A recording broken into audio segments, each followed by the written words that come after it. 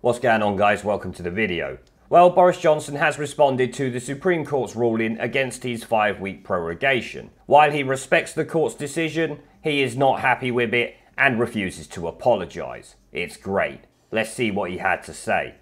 Obviously, this is a verdict that we will respect, and we respect the judicial process. I have to say I strongly disagree with what the justices have found. I don't think that it's right, but we will go ahead and, of course, Parliament will come back.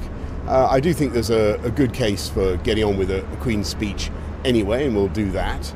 But I think the most important thing is we get on and deliver Brexit on October the 31st. And there's clearly the claimants in this case are determined to try to frustrate that and to stop that. I think it'd be very unfortunate if Parliament made that objective, which the people want, delivered more difficult. But we'll get on. You say you want to get on with the Queen's speech, but you can't prorogue. The court found that would be unlawful and undemocratic at this time.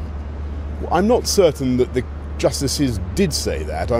I think that they certainly thought that the prorogation that we chose was not something that they could approve of. It's an unusual judgment to come to. In my view, Parliament has used prorogation for many. The prerogative of prorogation is a very old one, and it's not, I think, been contested before in this way. The main thing is, look, we're going to get on and deliver Brexit on October the 31st. Yes, of course, Parliament will now have to come back, but we'll respect that and get on with it. So you mean to press ahead with a fresh, as it were, prorogation, even though the court has given the verdict, the highly critical verdict that it has, because as of now, Parliament is still sitting in session. Yes, that's right. But I don't think that the justices remotely excluded the possibility of having a Queen's speech. But what we will certainly do is ensure that Parliament has plenty of time to debate Brexit. Parliament's been debating Brexit for 3 years solidly. Now's the chance for us to get a deal, come out of the EU on October the 31st, and that's what we're going to do. The court found that your actions were not only unlawful, but essentially undemocratic. Do you not feel some expression of regret or even apology might be required? Well, as I say, I strongly disagree with this decision of the Supreme Court. I have utmost respect for our judiciary. I don't think this was the right decision. I think that the prerogative of prorogation has been used for centuries without this kind of challenge. It's perfectly usual to have a Queen's speech. That's what we want to do. But more importantly, let's be in no doubt, there are a lot of people who want to frustrate Brexit. There are a lot of people who basically want to stop this country coming out of the EU, and we have a Parliament that is unable to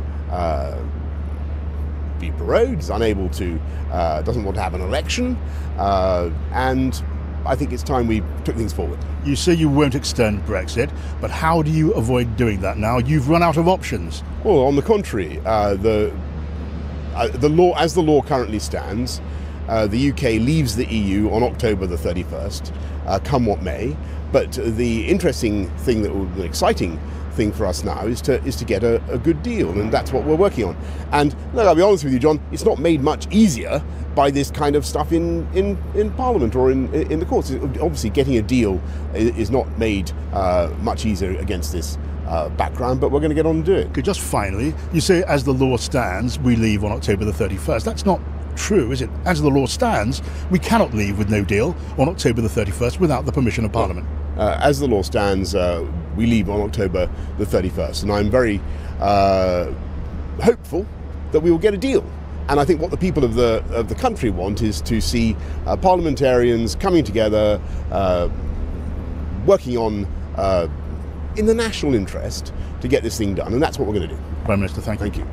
So there you see it, guys. Boris does not agree with the court's verdict, but he will respect it. I love how not once does he say he's sorry in any way. That's right, Boris. Double down on that shit. Fuck the Ramonas and the courts. Now is the time to go no-deal Brexit and join up in an election pact with Nigel Farage and kick these Ramonas to the curb so we can get out on no deal. Boris himself even states the stupidity of Parliament, since it won't allow itself to be prorogued and it won't even have an election, so it's completely useless, but back they will all go, as we've all heard. At the end of the interview, Boris Johnson says the legal default is still to leave on October the 31st, possibly meaning he has some way around the Ben bill that will take us out in October. Only time will tell if that will be something the Brexiteers want, or a rehashed and reworded Maybot deal that no one wants. Hopefully it is a no-deal Brexit that he has up his sleeve, but won't announce until right before Halloween, leaving the Ramonas right in the shit and unable to stop it. That's the optimistic look. Obviously, the pessimistic look is the Maybot deal. That's realistically the chances of Brexit we've got from Boris Johnson as it stands. But like I said, I'm glad he didn't say sorry. He shouldn't have said sorry. The court should never have got involved in this, in my opinion. But these are the times we live in. It's crazy.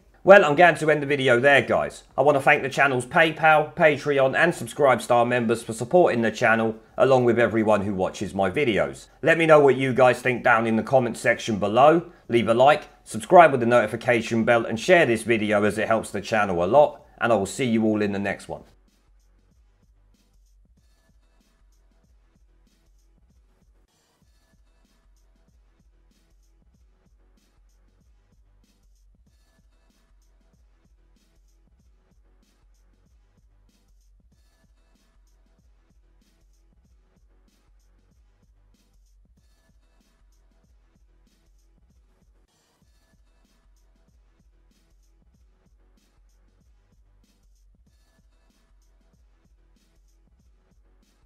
Ramon! Ramon!